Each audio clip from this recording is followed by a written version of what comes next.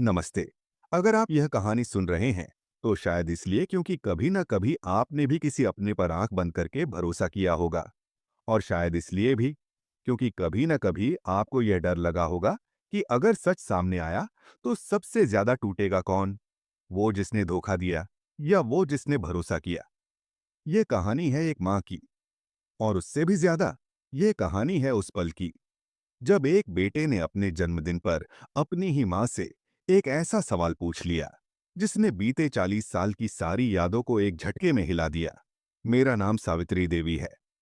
मैं उसी पुराने 2 कमरे के घर में रहती हूँ जहां कभी हर सुबह दूध उबलने की आवाज के साथ मेरे पति आनंद जी की खांसी और मेरे बेटे रोहन की स्कूल जाने की जल्दी जल्दी की आवाजें गूंजती थीं। आज उस घर में आवाजें नहीं हैं, सिर्फ दीवारों में अटकी हुई यादें हैं। आनंद जी को गुजरे हुए 10 साल हो चुके हैं।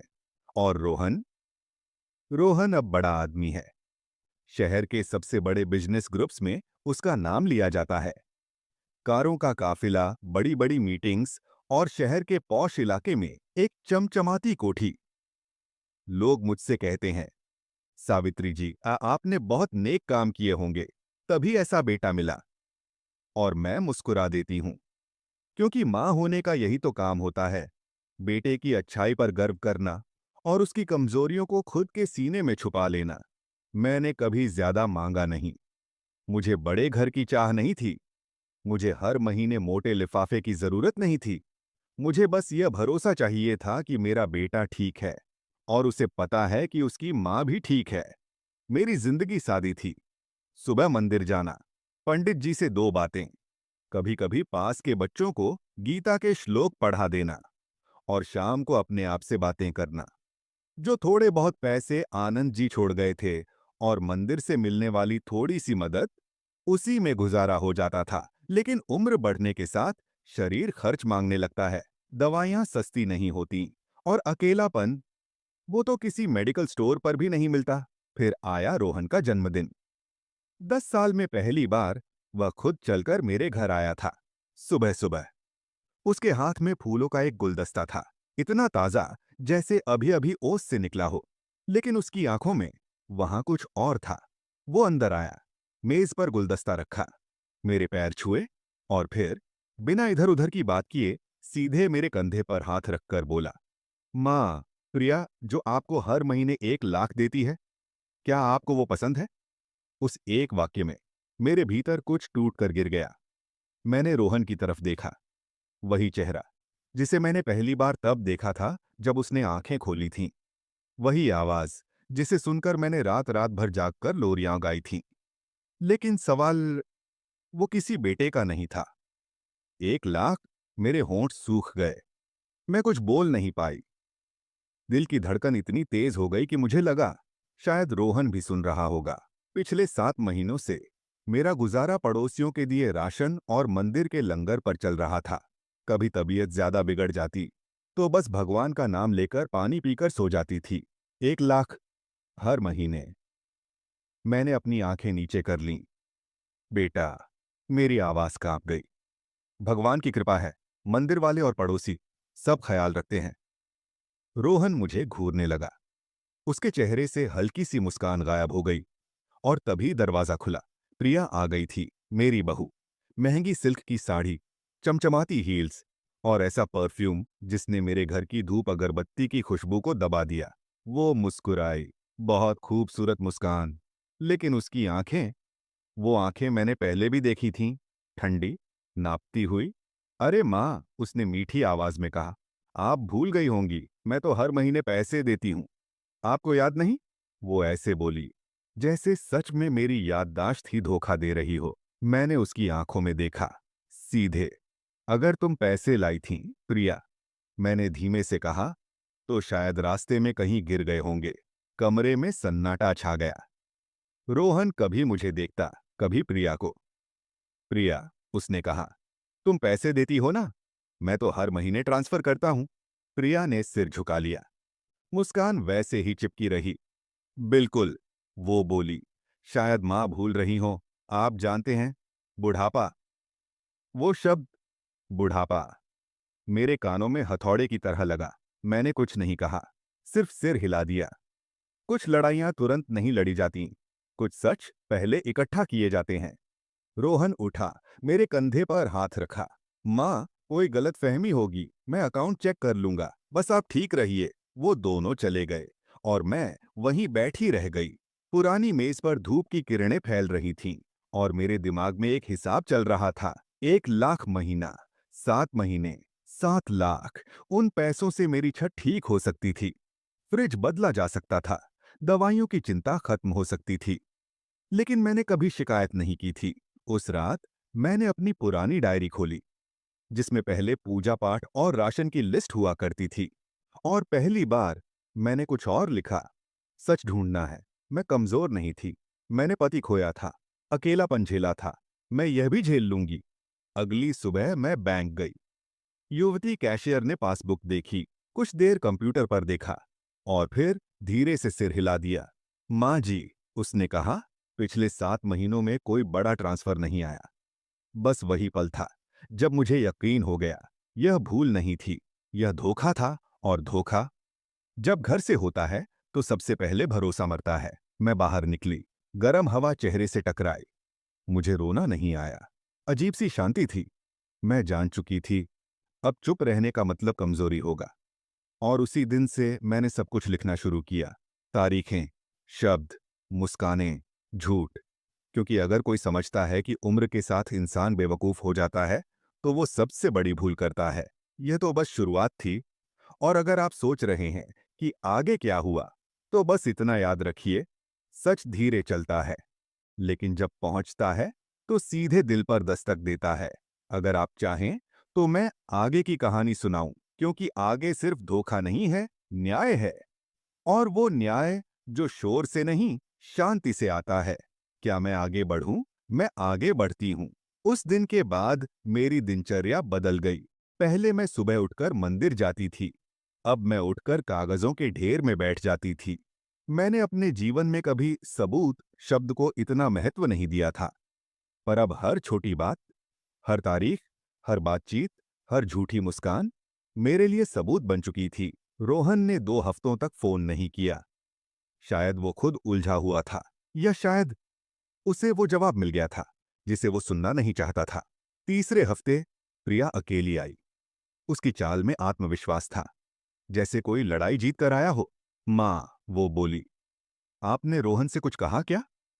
मैंने चाय का कप उसके सामने रखा, पुराना स्टील का कप। वो थोड़ा सिकुड़ी, लेकिन कुछ बोली नहीं।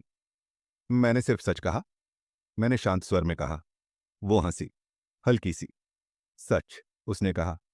माँ, सच हमेशा काम का नहीं होता, कभी कभी चुप रहना ज्यादा समझदारी होती है। मैंने उसकी तरफ देखा। और कभी कभी, मैंने कहा, चुप रहना अपराध बन जाता है। उसकी आंखें सख्त हो गईं। आपको क्या चाहिए? उसने सीधा सवाल किया। यही वो पल था जहां ज्यादातर लोग डर जाते हैं, लेकिन मैं नहीं डरी। मुझे मेरा हक चाहिए, मैंने कहा, और उससे ज्यादा मुझे इज्जत चाहिए। वो कुर्सी से उठी। आपको लगता है रोहन मेरी बात नहीं मानेगा? उसने लगभग धमकी देते हुए कहा। मैंने मुस्कुराकर जवाब दिया, मुझे लगता है, मैंने कहा, रोहन सच का साथ देगा। बस उसे पूरा सच पता चलना चाहिए। वो बिना कुछ कहे चली गई। उसके जाते ही मेरे हाथ कांपने लगे। हिम्मत दिखाना आसान होता है, लेकिन हिम्मत के बाद जो खालीपन आता है, वो कठिन होता है।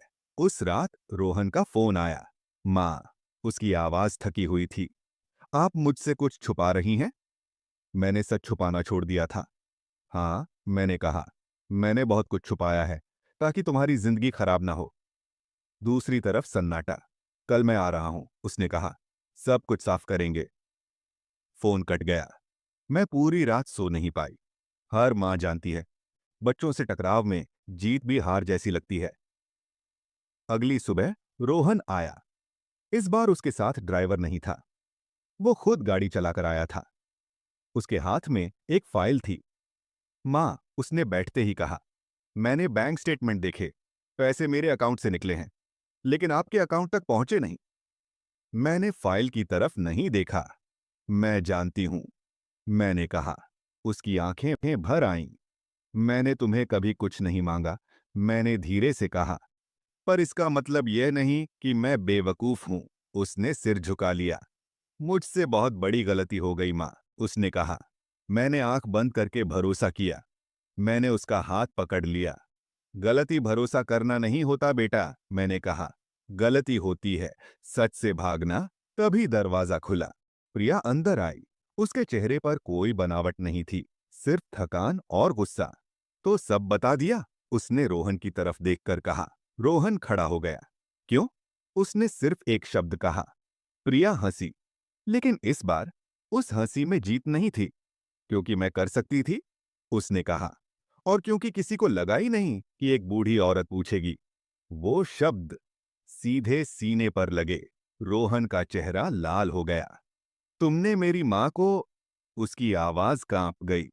मैंने तुम्हारी मां को कुछ नहीं किया, प्रिया ने बीच में काटा। मैंने बस सिस्टम का फायदा उठाया।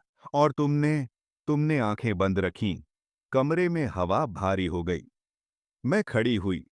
बस, मैंने कहा। दोनों चुप हो गए। यह लड़ाई अब तुम्हारी और मेरी नहीं है, मैंने प्रिया की तरफ देखकर कहा। यह तुम्हारे कर्म और उसके परिणाम की है। प्रिया ने मुझे घूरा। आप क्या कर लेंगी? उसने तंज में पूछा। मैंने मेज से डायरी उठाई। मैंने सब लिखा है, मैंने कहा। हर महीना, हर झूठ, और हर वो पैसा जो मुझे नहीं मिला। रोहन ने डायरी ली। पन्ने पलटे। उसकी आंखों से आंसू गिर पड़े। मां, वो फुसफुसाया। प्रिया का चेहरा पीला पड़ गया। उसे समझ आ गया था, खेल अब उसके हाथ से निकल चुका है। लेकिन कहानी अभी खत्म नहीं हुई थी। क्योंकि कभी कभी सजा अदालत से नहीं आती, वो रिश्तों से आती है। और वो सजा कागजों से नहीं, आंखों से दी जाती है। अगर आप जानना चाहते हैं कि आगे क्या हुआ, क्या रोहन ने प्रिया को माफ किया, क्या मुझे मेरा हक मिला, और सबसे बड़ा सवाल, क्या सच सामने आने के बाद एक परिवार फिर से जुड़ सकता है? तो बताइए, क्या मैं आगे की कहानी सुनाऊं? मैं आगे बढ़ती हूं। उस दिन के बाद घर में सन्नाटा था। कोई ऊंची आवाज नहीं, कोई बहस नहीं। लेकिन वह सन्नाटा किसी तूफान से ज्यादा डरावना था। रोहन ने उसी शाम प्रिया से कहा कि वह कुछ दिनों के लिए अपने मायके चली जाए। वो आदेश नहीं था, वो एक थका हुआ अनुरोध था। प्रिया ने विरोध नहीं किया। शायद इसलिए नहीं कि वह मान गई थी, बल्कि इसलिए कि उसे पहली बार एहसास हुआ था, अब उसकी हर बात सुनी नहीं जाएगी। उसके जाते ही रोहन जमीन पर बैठ गया, ठीक वैसे ही जैसे बचपन में गिर जाने पर बैठ जाया करता था। माँ, उसने कहा, मैंने बहुत बड़ी भूल कर दी। मैंने उसके सिर पर हाथ रखा। तुमने देर कर दी बेटा, मैंने कहा। भूल नहीं, देर और भूल में फर्क होता है। भूल इंसान से होती है, देर अहंकार से होती है। अगले कुछ हफ्तों में रोहन ने सब ठीक करने की कोशिश की। उसने मेरे अकाउंट में पैसे ट्रांसफर किए, घर की मरम्मत करवाई, डॉक्टर बदलवाया। लेकिन कुछ चीजें पैसों से ठीक नहीं होती। एक दिन मैंने उससे कहा, बेटा मुझे शहर नहीं जाना, मुझे तुम्हारे बड़े घर में नहीं रहना। वो चौंक गया। क्यों माँ? उसने पूछा। मैंने खिड़की से बाहर देखा। वही पुराना पेड़, वही चिड़िया। क्योंकि यह घर, मैंने कहा, मेरी पहचान है। यहां मैं किसी की मां नहीं, मैं सावित्री हूं। वो चुप हो गया। कुछ दिनों बाद प्रिया का फोन आया। उसकी आवाज बदली हुई थी, नम्र, शायद मजबूरी से। मां, उसने कहा, मुझसे गलती हो गई। मैंने जवाब नहीं दिया। मैं पैसे लौटा दूंगी, उसने जल्दी से कहा। बस रोहन को मेरे खिलाफ मत कीजिए। मैंने आंखें बंद कर लीं। प्रिया, मैंने कहा, पैसे लौटाना काफी नहीं होता। तो फिर क्या? उसने लगभग रोते हुए पूछा। मैंने बहुत देर बाद कहा, सच स्वीकार करना। फोन कट गया। उस रात मैं देर तक जागी रही। मैंने अपने आप से पूछा, क्या माफी जरूरी है या न्याय? अगली सुबह रोहन आया। मां, उसने कहा, मैंने फैसला कर लिया है। मैंने उसकी तरफ देखा। मैं अलग हो रहा हूं, उसने कहा। यह रिश्ता अब भरोसे पर खड़ा नहीं रह सकता। एक मां के लिए यह सुनना आसान नहीं होता। मैंने उसकी आंखों में देखा। वहां दर्द था, लेकिन साथ ही साफ साफ सच। जो भी करो, मैंने कहा, भागकर मत करना। वो मेरे गले लग गया। आपने मुझे बचा लिया मां, उसने कहा। मैंने धीरे से कहा, नहीं बेटा, मैंने सिर्फ चुप रहना छोड़ा। कुछ महीने बीत गए। प्रिया ने पैसे लौटा दिए पूरे। कोई केस नहीं हुआ, कोई पुलिस नहीं आई, लेकिन उसका सामाजिक दायरा बदल गया। लोग सवाल पूछने लगे, और सवाल कभी सज्जा से कम नहीं होते। मैं अपने घर में ही रही, सुबह मंदिर, शाम को चाय, और बीच बीच में पड़ोस की औरतों से बातें। एक दिन पड़ोस की एक लड़की आई। दादी, उसने कहा, आपकी कहानी सुनी है? मैंने मुस्कुरा दिया। कहानी नहीं है, मैंने कहा, जिंदगी है। उसने पूछा, आपने डर नहीं महसूस किया? मैंने सच कहा, डर था, लेकिन उससे बड़ा डर यह था कि अगर मैं चुप रही तो खुद को कैसे देखूंगी। आज भी कभी कभी रोहन का जन्मदिन आता है।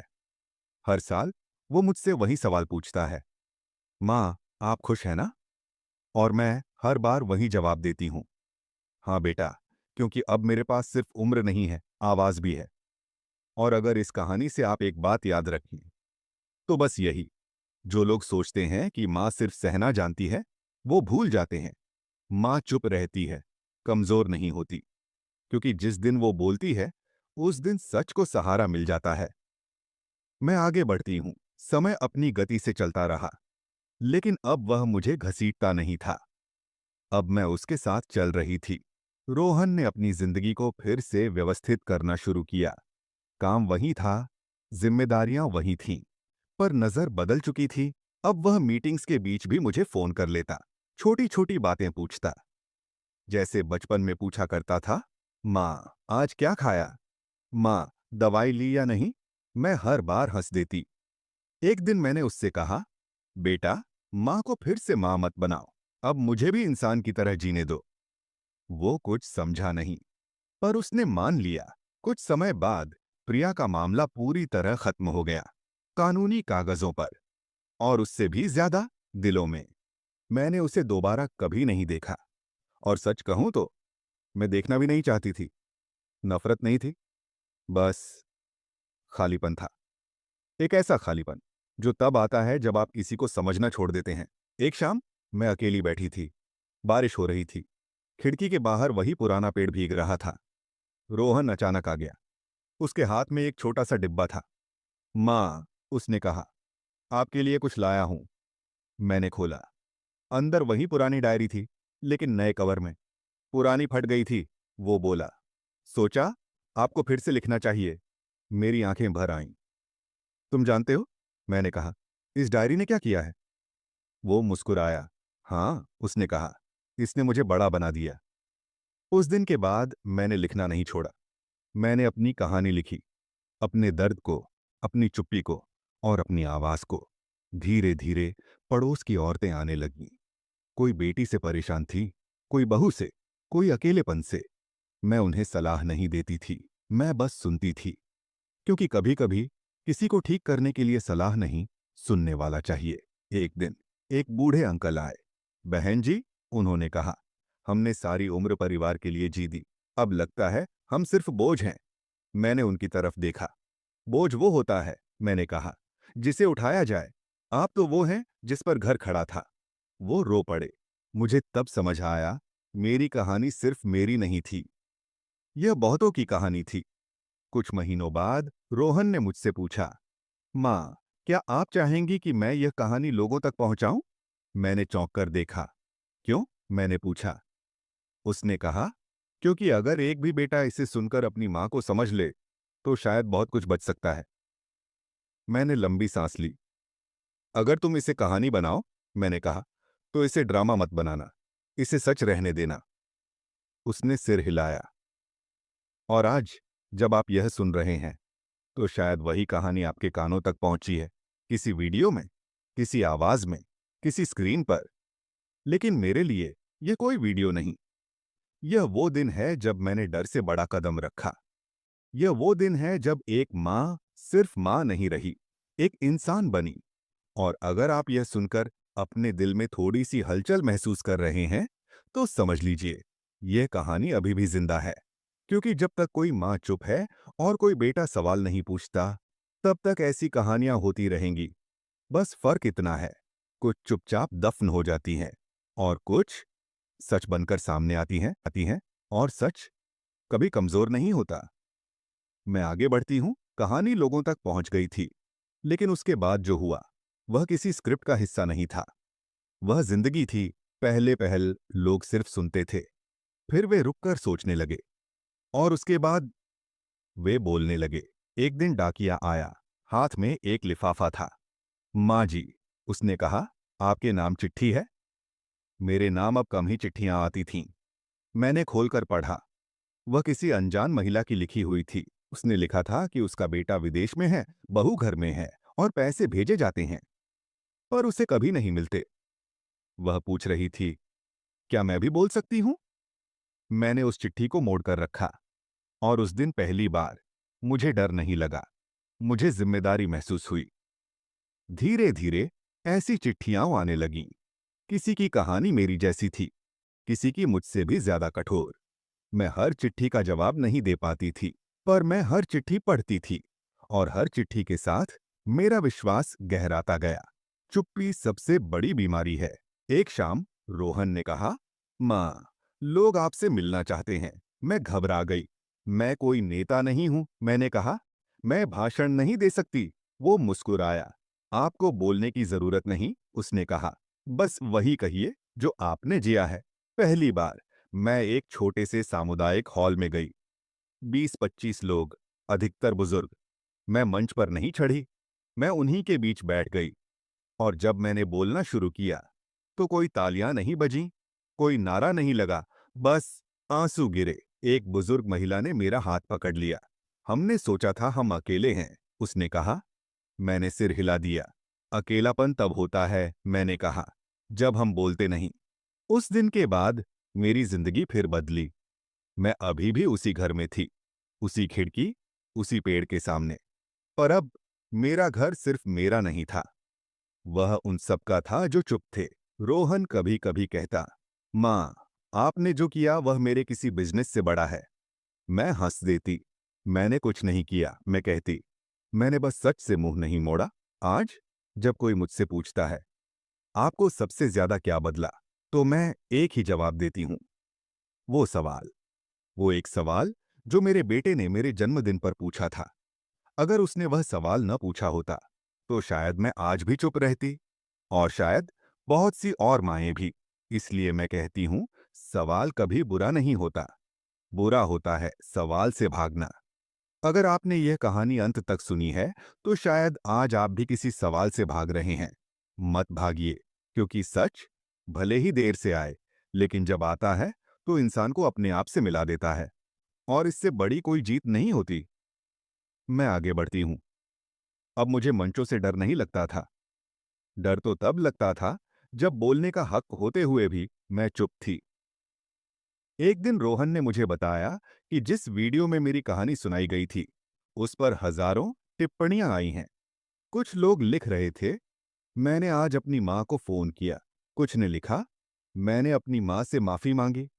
और कुछ ऐसे भी थे जो बस इतना लिख पाए, काश ये कहानी पहले सुन ली होती। मैंने रोहन से मोबाइल नहीं मांगा। मुझे उन शब्दों को पढ़ने की जरूरत नहीं थी, मैं उन्हें महसूस कर सकती थी। धीरे धीरे लोग मुझे माँ जी कहकर बुलाने लगे, पर इस बार उस संबोधन में बोझ नहीं था, सम्मान था। एक शाम मैंने अपनी पुरानी डायरी के आखिरी पन्ने पर लिखा, आज मैंने समझा, इंसान की उम्र उसकी आवाज नहीं छीनती, डर छीनता है। उसके बाद मैंने नई डायरी खोली। अब मैं सिर्फ दर्द नहीं लिखती थी, मैं समाधान लिखती थी, मैं सवाल लिखती थी, ताकि लोग जवाब ढूंढ सकें। एक दिन मेरे घर एक युवक आया। माँ जी, उसने कहा, मैंने आपकी कहानी सुनी। मेरे पिता बोल नहीं पाते, पर मैं अब बोलूंगा। उसके शब्द सुनकर मुझे वही संतोष मिला जो कभी रोहन के पहले कदमों पर मिला था। शाम को मैं अकेली बैठी थी। मैंने सोचा, अगर प्रिया ने वह पैसे न लिए होते, तो क्या मैं कभी बोल पाती? शायद नहीं। कभी कभी जिंदगी हमें चोट इसलिए देती है ताकि हम अपने भीतर की ताकत पहचान सकें। मैं प्रिया के लिए अब कोई कड़वाहट नहीं रखती थी, क्योंकि उसने अनजाने में मुझे मेरी आवाज लौटा दी थी। और आवाज एक बार मिल जाए तो छीनी नहीं जा सकती। आज भी जब कोई माँ मुझसे पूछती है, अगर मेरे साथ भी ऐसा हो तो मैं क्या करूं, मैं बस इतना कहती हूं, पहले खुद से झूठ बोलना बंद करो। क्योंकि दुनिया के सारे झूठ उतने खतरनाक नहीं होते जितना खुद से बोला गया एक झूठ। अब मैं हर जन्मदिन अपने बेटे के साथ मनाती हूँ। केक कटता है, मोमबत्तियां बुझती हैं, और हर साल रोहन वही बात दोहराता है, माँ, उस दिन मैंने जो सवाल पूछा था उसके लिए धन्यवाद। मैं मुस्कुरा देती हूँ, क्योंकि अब मैं जानती हूँ सवाल ने मुझे चोट नहीं दी थी, उसने मुझे आजाद किया था। और अगर इस कहानी का कोई आखिरी सच है तो वह यही है, माँ का प्यार अंधा नहीं होता, वह बस बहुत देर तक देखता रहता है। और जिस दिन वह देखना बंद करके बोलना शुरू करता है, उस दिन पीढ़ियां बदल जाती हैं। मैं आगे बढ़ाती हूँ। उस दिन के बाद मैंने अपने घर की खिड़कियां ज्यादा देर तक खुली रखना शुरू कर दिया। हवा आने लगी थी, और उसके साथ साथ ऐसा लग रहा था जैसे सालों से रुकी सांस अब धीरे धीरे बाहर निकल रही हो। रोहन अब रोज फोन करता था, कभी किसी काम के लिए नहीं, बस यह पूछने के लिए, माँ, आपने खाना खाया? पहले यह सवाल औपचारिक लगता था, अब उसमें ठहराव था। एक शाम उसने मुझसे कहा, माँ, मैं एक बात समझ गया हूं। मैं चुप रही। कुछ बातें तभी सच लगती हैं जब उन्हें पूरा बोलने दिया जाए। उसने कहा, पैसा भेजना जिम्मेदारी नहीं होती, यह तो सिर्फ ट्रांजैक्शन है। जिम्मेदारी तो यह देखना है कि सामने वाला सम्मान के साथ जी रहा है या नहीं। उस दिन मैंने फोन रखते समय आंखें बंद कर ली थीं, क्योंकि अगर खुली रखती तो शायद आंसू गिर जाते। अब मैं लोगों से मिलती थी, कभी मंदिर में, कभी फाउंडेशन के दफ्तर में, कभी बस सड़क के किनारे। हर किसी की कहानी अलग थी, लेकिन दर्द का रंग एक सा। एक माँ बोली, बेटा कहता है, आपको क्या चाहिए? सब तो है। मैंने उससे पूछा, क्या कभी उसने ये पूछा कि आपको कैसा लगता है? वह चुप हो गई। मैंने सीखा कि कई बार लोग हमारे लिए बहुत कुछ करते हैं, पर हमारे साथ कुछ नहीं करते। समय बीतता गया, मेरे बाल और सफेद हो गए, पर मेरे भीतर अब कोई धुंध नहीं थी। एक दिन रोहन ने मुझसे कहा कि वह अपनी कंपनी में एक नया नियम लाना चाहता है, हर कर्मचारी के माता पिता के लिए एक सम्मान दिवस। मैंने पूछा, क्यों? उसने कहा, क्योंकि मैं नहीं चाहता कि कोई माँ चुप रहकर भूखी सोए और उसका बेटा सोचे कि सब ठीक है। उस दिन मैंने पहली बार महसूस किया कि दर्द अगर समझ में बदल जाए तो वह आशीर्वाद बन जाता है। अब जब कोई मुझसे पूछता है, माँ जी, आपकी सबसे बड़ी जीत क्या है? मैं जवाब देती हूँ, यह कि अब मुझे यह साबित नहीं करना पड़ता कि मैं ठीक हूँ, क्योंकि जो सच में ठीक होता है वह खुद को छुपाता नहीं। और अगर तुम यह कहानी यहां तक सुन रहे हो, तो शायद तुम्हारे भीतर भी कोई आवाज है जो बहुत समय से चुप है। उसे बोलने दो, क्योंकि चुप्पी कभी कभी समझदारी नहीं, डर होती है, और डर से बाहर आना, यही सबसे बड़ा सबक है। मैं आगे बढ़ाती हूँ। अब सुबह अलग होती थीं। पहले मैं आंखें खोलते ही दिन गिनती थी, अब मैं दिन को जीती थी। कभी कभी मैं छत पर खड़ी होकर नीचे जाती सड़क को देखती। लोग आते जाते रहते, हर किसी के चेहरे पर अपनी अपनी कहानी लिखी होती। मैं सोचती, कितनी कहानियां बिना बोले ही खत्म हो जाती होंगी। एक दिन फाउंडेशन में एक बुजुर्ग पिता आए, हाथ कांप रहे थे, आवाज भी। उन्होंने कहा, माँ जी, मैं बोल नहीं पाया, आज आपसे बोल रहा हूं। मैंने उनकी बात बीच में नहीं काटी। कभी कभी सबसे बड़ा सहारा सिर्फ सुनना होता है। उन्होंने बताया कि कैसे उनका बेटा हर महीने पेंशन निकाल लेता था और कहता था, आपको किस चीज की जरूरत है? मैंने धीरे से पूछा, और आपने क्या कहा? वह नीचे देखने लगे। मैंने कहा, कुछ नहीं। मैंने उनकी ओर देखा और बहुत शांति से कहा, यहीं से शोषण शुरू होता है। वह रो पड़े, पहली बार, बिना शर्म के। उस दिन मुझे समझ आया, लोग पैसे से नहीं टूटते, वे टूटते हैं उस आदत से जहां वे खुद को कम जरूरी समझने लगते हैं। रोहन अब मेरे पास ज्यादा आने लगा था, कभी चुपचाप बैठता, कभी पुराने एल्बम खोलता। एक दिन उसने एक तस्वीर उठाई जहां वह 5 साल का था और मेरी उंगली पकड़कर स्कूल जा रहा था। उसने कहा, माँ, मैंने कभी सोचा ही नहीं था कि जिस उंगली ने मुझे चलना सिखाया, उसे एक दिन सहारे की जरूरत पड़ेगी। मैंने मुस्कुराकर कहा, हर हाथ कभी मजबूत होता है, कभी थक जाता है, फर्क सिर्फ इतना है कि कौन उसे थाम लेता है। उस रात मैं देर तक सो नहीं पाई। पर बेचैनी से नहीं, कृतज्ञता से। मैंने महसूस किया कि मेरी कहानी अब सिर्फ मेरी नहीं रही, वह उन सब की हो गई थी जो चुप थे, जो डरते थे, जो सोचते थे कि बोलने से सब टूट जाएगा। लेकिन सच ये है, चुप रहने से सब धीरे धीरे पहले ही टूट रहा होता है। अब मैं जब बोलती हूं तो शब्द कड़वे नहीं होते, वे साफ होते हैं, और साफ शब्द अक्सर जिंदगी को साफ दिशा दे देते हैं। अगर आज कोई माँ यह सुन रही है और सोच रही है, मेरे साथ भी कुछ ठीक नहीं है पर मैं बोल नहीं पा रही, तो मेरी तरफ से बस इतना, बोलने से पहले सबसे पहले खुद को सुनो। क्योंकि जिस दिन तुमने खुद की आवाज पहचान ली, उस दिन दुनिया की कोई आवाज तुम्हें दबा नहीं पाएगी। मैं आगे बढ़ाती हूं। अब फाउंडेशन की गतिविधियां रोजमर्रा का हिस्सा बन गई थीं। हर सप्ताह नई कहानियां आती। हर कहानी में दर्द था, हर कहानी में उम्मीद थी। एक दिन एक महिला आई, आंखों में डर, हाथों में कुछ दस्तावेज। उसने कहा, माँ जी, मेरे बेटे ने मेरी जमीन ले ली है। मैं बोल नहीं पा रही थी, अब मुझे डर लग रहा है। मैंने उसकी आंखों में देखा। पहले मैं उसे सिर्फ सुनती, अब मैं उसकी ताकत खोजती। क्योंकि जब किसी की कहानी में सहारा बन जाओ तो डर अपने आप छोटा पड़ जाता है। मैंने उससे कहा, हमें सबूत जुटाने होंगे, लेकिन सबसे बड़ा कदम यह है कि आप अब चुप नहीं रहें। वह धीरे धीरे मुस्कुराई। पहली बार उसकी आंखों में अविश्वास नहीं, साहस झलक रहा था। रोहन अब मेरे साथ सिर्फ बेटे के रूप में नहीं, बल्कि सहायक के रूप में भी आ रहा था। कभी फाइलें व्यवस्थित करता, कभी दान देने वालों से संपर्क करता। उसका व्यवहार बदल चुका था। एक शाम हमने फाउंडेशन में सभी कहानियों को एक जगह इकट्ठा किया। सारे कागजात, दस्तावेज, नोट्स। मैंने सबको देखा और कहा, यह सिर्फ हमारे लिए नहीं है, यह उन सब के लिए है जो अब चुप रहना बंद करेंगे। उस दिन मुझे समझ आया, हमारा दर्द, हमारी लड़ाई केवल हमारे लिए नहीं थी, यह उन सभी के लिए थी जो दबकर रह गए थे। एक महीने बाद मैं अपने पुराने घर की छत पर खड़ी थी। सूरज धीरे धीरे ढल रहा था। हवा में ठंडक थी और हल्की रोशनी सब कुछ सुनहरा बना रही थी। मैंने रोहन से कहा, देखो बेटा, यह सब कुछ तुमने नहीं बदला, सिर्फ समझा। दुनिया बदलने से पहले लोगों को समझाना होता है। वह मुस्कुराकर बैठ गया।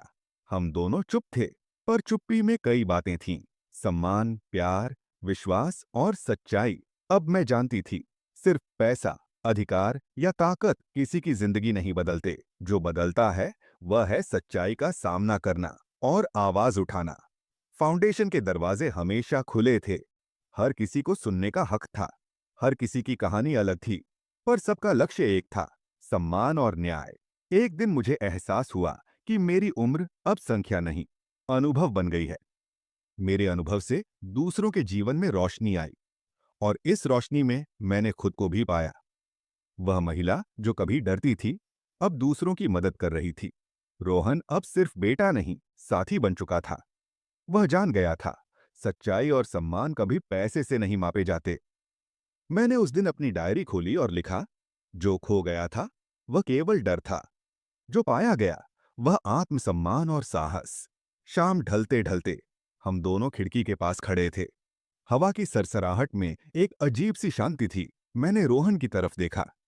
उसकी आंखों में अब वही चमक थी जो उसने बचपन में खोई थी।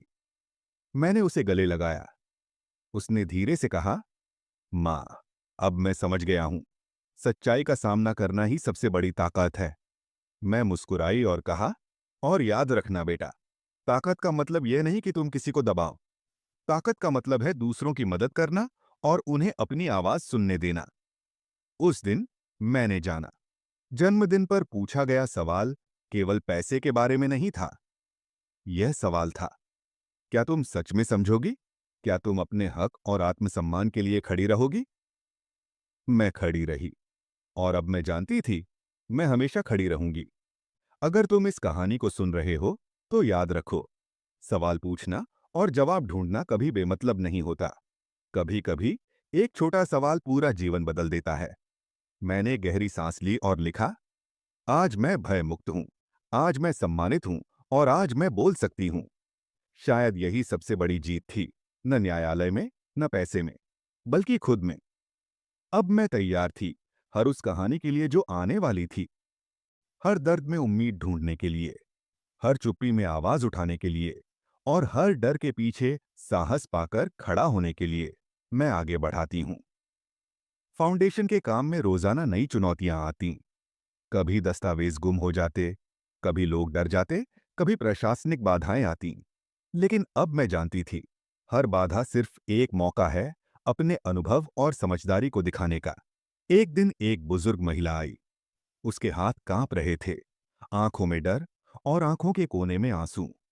उसने कहा, माँ जी, मेरा बेटा मुझे घर से निकाल रहा है। मैं अब कहाँ जाऊं? मैंने उसकी कहानी ध्यान से सुनी, फिर कहा, सबूत जुटाइए और डर मत जाइए, साथ हम हैं। वह पहली बार मुस्कुराई।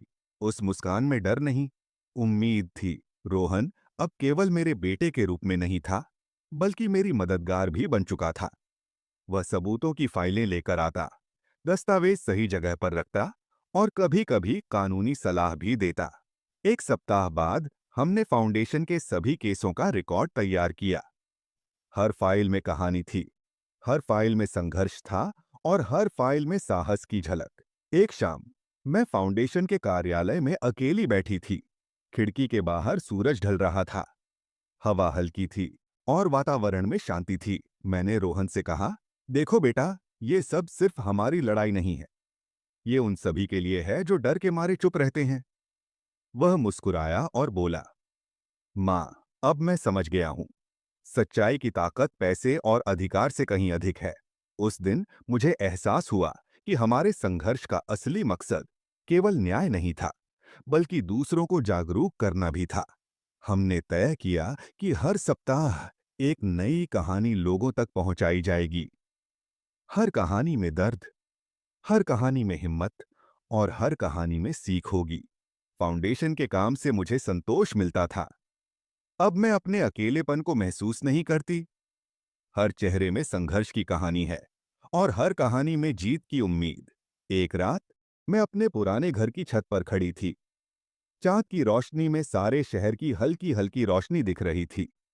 मैंने रोहन से कहा, बेटा, अब मैं जानती हूं, सच्चाई और साहस के बिना कोई भी जीत अधूरी है। वह मेरी ओर देखकर बोला, माँ, आपकी ताकत ने मुझे भी बदल दिया है। मैं अब सिर्फ पैसा कमाने वाला नहीं, साथ देने वाला बेटा हूं। हम दोनों चुप हो गए, पर चुप्पी में अनेकों कहानियां, अनेकों भावनाएं और असीम शक्ति झलक रही थी। मैंने डायरी खोली और लिखा, आज मैं डर से मुक्त हूं, आज मैं सम्मानित हूं और आज मैं दूसरों के लिए खड़ी हूं। फाउंडेशन के काम से मुझे एहसास हुआ कि पैसे से अधिक मूल्यवान खुद की आवाज और सम्मान है। हर कहानी हमें यह सिखाती थी कि चाहे कोई कितना भी शक्तिशाली क्यों ना हो, सच्चाई और साहस की तुलना में उसकी ताकत कुछ नहीं। रोहन अब नियमित रूप से फाउंडेशन में आता। वह लोगों की मदद करता, उनकी कहानियां सुनता और उन्हें न्याय दिलाने में मेरी सहायता करता। एक दिन हमने फाउंडेशन में एक छोटी सभा आयोजित की। सभी लोग आए, जो पहले डरते थे, जो चुप थे, जो हिम्मत नहीं कर पाते थे। मैंने सभी को देखा और कहा, आप सभी यहाँ इसलिए हैं क्योंकि आपने अपनी आवाज उठाने की हिम्मत की और यही सबसे बड़ी जीत है। सभी की आंखों में चमक थी। कई लोग रो रहे थे, कई लोग मुस्कुरा रहे थे, पर सबकी आंखों में उम्मीद की झलक थी। फाउंडेशन की यह छोटी सी सभा हमारे लिए बड़ी सफलता थी। ये साबित करती थी कि सच्चाई और साहस हर बाधा को पार कर सकते हैं। मैंने रोहन की तरफ देखा। उसकी आंखों में अब वही चमक थी जो बचपन में थी। वह मुस्कुराकर बोला, माँ, अब मैं जानता हूँ, पैसा और ताकत असली नहीं होते। असली ताकत है सच्चाई, साहस और दूसरों की मदद करना। मैंने उसे गले लगाया। उसने धीरे से कहा, माँ, मैं अब हमेशा यही राह चुनूंगा। मैंने मुस्कुराकर कहा, और यही सबसे बड़ी जीत है, सिर्फ न्याय नहीं, बल्कि आत्मसम्मान और सही मार्ग का चुनाव। शायद यही सवाल था जो जन्मदिन पर पूछा गया, और शायद यही उत्तर है जो हर माँ, पिता और बच्चा ढूंढते हैं। मैंने गहरी सांस ली और लिखा, आज मैं खड़ी हूं, आज मैं बोल रही हूं, और आज मैं अपने अनुभव से दूसरों की मदद कर रही हूं। हर कहानी अब हमारे लिए प्रेरणा बन गई थी। हर कहानी हमें याद दिलाती थी, सच बोलने की हिम्मत ही असली ताकत है। और इस ताकत के साथ हम तैयार थे हर नई चुनौती का सामना करने के लिए, हर नई कहानी को सुनने, हर डर को जीतने और हर आवाज को पहचानने के लिए जारी रखते हैं। समय धीरे धीरे बीत रहा था। फाउंडेशन की गतिविधियां अब सिर्फ शहर तक सीमित नहीं थीं। आसपास के गांव और कस्बों से भी लोग मदद के लिए आने लगे थे। एक दिन हमें एक महिला मिली। उसकी आंखों में थकान और दर्द था। उसके हाथों में कई पुराने कागजात थे। उसने हिम्मत करके कहा, माँ जी, मेरी बेटी ने मुझे और मेरे पति को हमारी ही जमीन से बेदखल कर दिया। हमारे पास कोई सबूत नहीं है, लेकिन मैं चाहती हूं कि न्याय मिले। मैंने उसे ध्यान से सुना, फिर मुस्कुराते हुए कहा, डरना मत, हम सबूत जुटाएंगे, आपको न्याय दिलाएंगे, आप अकेली नहीं हैं। रोहन ने उसके दस्तावेजों की जांच शुरू की। उसने पुराने रजिस्टर और कागजात को सावधानी से देखा। मैंने देखा कि उसकी आंखों में गंभीरता और धैर्य था। हफ्तों की मेहनत के बाद हमने सबूत एकत्रित कर लिए। फिर हमने कानूनी प्रक्रिया शुरू की। हमने उसके मामले की तैयारी पूरी की और अदालत में पेश किया। जज ने ध्यान से सभी दस्तावेज देखे।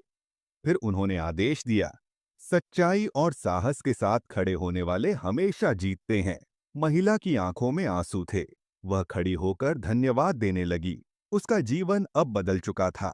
उसकी बेटी की चालाकी और छल अब काम नहीं आई। फाउंडेशन की इस सफलता ने हमें सिखाया, हर कठिनाई में अवसर छिपा होता है, हर संघर्ष में सीख होती है और हर न्याय प्राप्ति में सिर्फ पैसा या शक्ति नहीं, बल्कि साहस और आत्मसम्मान छुपा होता है।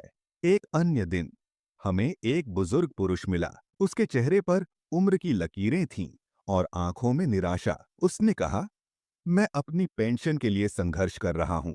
मेरा बेटा मेरी पेंशन हड़प रहा है। मैं अब कहां जाऊं? मैंने उसे ध्यान से सुना, फिर कहा, डरना छोड़िए, हम आपको न्याय दिलाएंगे और आपकी पेंशन सुरक्षित करेंगे। रोहन ने दस्तावेजों की जांच शुरू की। उन्होंने सभी बैंक रिकॉर्ड और कागजात इकट्ठे किए। हमने अदालत में केस पेश किया। कुछ महीनों की कानूनी प्रक्रिया के बाद जज ने फैसला सुनाया। बुजुर्ग पुरुष को उसकी पेंशन वापस मिल गई। बेटे को चेतावनी दी गई कि वह आगे ऐसी हरकत न करे। उस बुजुर्ग की आंखों में राहत और खुशी थी। वह रोहन और मेरे पास आया और हाथ जोड़कर धन्यवाद दिया। फाउंडेशन अब शहर और गांवों में एक विश्वास और सुरक्षा का प्रतीक बन गया था। लोग डर के बजाय सच्चाई के साथ खड़े होने लगे थे। हर केस, हर कहानी, हर लड़ाई हमें सिखा रही थी, सच्चाई और साहस केवल न्याय नहीं लाते, बल्कि दूसरों की मदद करने की शक्ति भी देते हैं। एक दिन हमें एक युवा महिला मिली। उसकी स्थिति बेहद कठिन थी। उसकी शादी टूट चुकी थी और बच्चों की जिम्मेदारी अकेले उसकी थी। वह रोते हुए आई और बोली, मुझे न्याय चाहिए। मेरी सास ने मेरे खिलाफ फर्जी दस्तावेज तैयार किए हैं। मैं अब हार मान रही हूं। मैंने उसे समझाया, हार मत मानो, हम सबूत जुटाएंगे और आपको न्याय दिलाएंगे। डर के बजाय हिम्मत दिखाओ। रोहन ने उसके केस की तैयारी शुरू की। हमने सभी दस्तावेजों और सबूतों की जांच की। फिर कानूनी प्रक्रिया शुरू की। अदालत में केस पेश होने के बाद सच्चाई सामने आई। जज ने फैसला दिया, सही पक्ष को न्याय मिला और धोखाधड़ी करने वालों को सजा। उस महिला की आंखों में आंसू थे, लेकिन अब वे राहत और खुशी के थे। वह खड़ी होकर धन्यवाद देने लगी।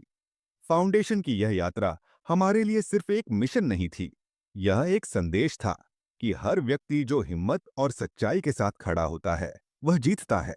रोजाना की कहानियां अब हमारे लिए प्रेरणा बन गई थीं। हर व्यक्ति, हर संघर्ष, हर सफलता हमें यह सिखा रही थी कि सच्चाई की शक्ति ही सबसे बड़ी होती है।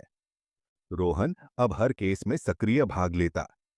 वह दस्तावेज इकट्ठा करता, सबूत तैयार करता और न्याय दिलाने के लिए पूरी ईमानदारी से काम करता। फाउंडेशन अब शहर का सम्मानित संस्थान बन गया था। लोग अब डर के बजाय सच्चाई और साहस के साथ सामने आने लगे थे। एक दिन हमने फाउंडेशन में सभी सदस्यों और मदद मांगने वालों की एक सभा आयोजित की। सभी लोग उपस्थित थे, जो पहले डरते थे, जो चुप रहते थे, जो मदद मांगने में संकोच करते थे। मैंने उन्हें देखा और कहा, आप सभी यहाँ इसलिए हैं क्योंकि आपने अपनी आवाज उठाने की हिम्मत दिखाई। और यही सबसे बड़ी जीत है। लोगों की आंखों में चमक थी। कई लोग रो रहे थे, कई लोग मुस्कुरा रहे थे, पर सबकी आंखों में उम्मीद की झलक थी। फाउंडेशन की यह छोटी सी सभा हमारे लिए बड़ी सफलता थी। यह साबित करती थी कि सच्चाई और साहस हर बाधा को पार कर सकते हैं। जारी रखते हैं। फाउंडेशन के काम ने धीरे धीरे पूरे शहर में पहचान बनाई। लोग अब डर के बजाय साहस के साथ सामने आने लगे थे। हर व्यक्ति जो पहले हिचकिचाता था, अब अपनी कहानी साझा करने लगा। एक दिन हमें एक वृद्ध महिला मिली। उसकी आंखों में दर्द और थकान थी। उसने कहा, मेरे पोते ने मेरे घर और जमीन पर कब्जा कर लिया। मैं अब कहां जाऊं?